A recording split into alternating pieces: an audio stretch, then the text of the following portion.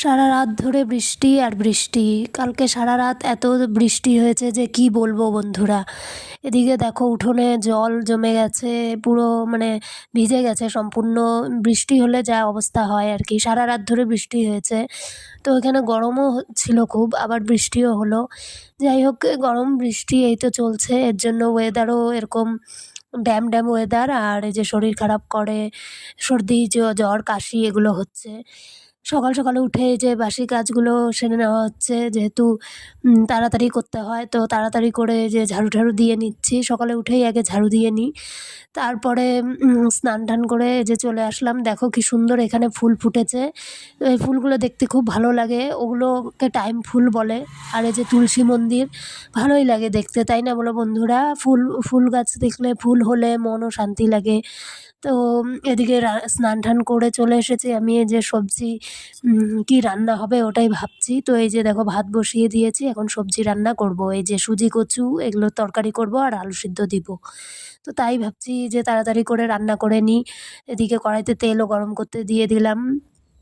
তাড়াতাড়ি করে রান্না করতে হবে, সকালে খুব তাড়াহুড়ো লেগে যায়, কি বলবো বন্ধুরা। তাড়াহুড়ো করেই রান্না করতে হয়। ঠিক আছে, আমার রান্না দেখো বন্ধুরা।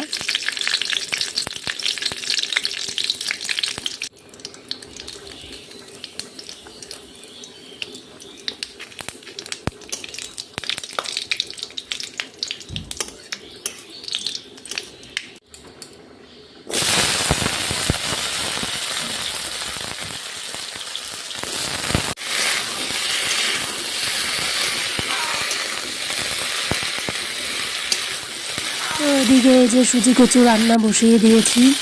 সুজি কচুগুলোকে ভালো করে ভেজে নিচ্ছি, লাল লাল করে ভাজবো। তো লবণও দিয়ে দিলাম, তাড়াতাড়ি করে ভেজে নিব। ওদিকে হলুদও দিয়ে দিচ্ছি।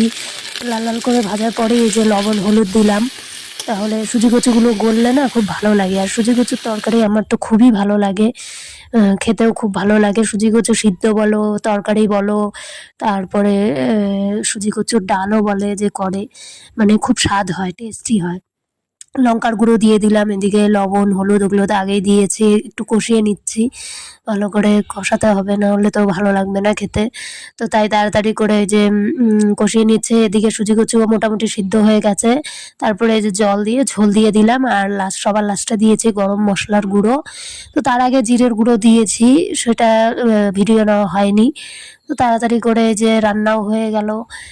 দুই পাশে বসালে আর কি তাড়াতাড়ি হয়ে যায়। তো ঝোলটা হয়ে গেল, মাখা মাখা ঝোল হয়েছে, ভালোই লাগে খেতে। এদিকে বেরিয়েও পড়লাম স্কুলের উদ্দেশ্যে। তো আর ভালোই রোদ উঠেছে আজকে, আবার কালকে যাই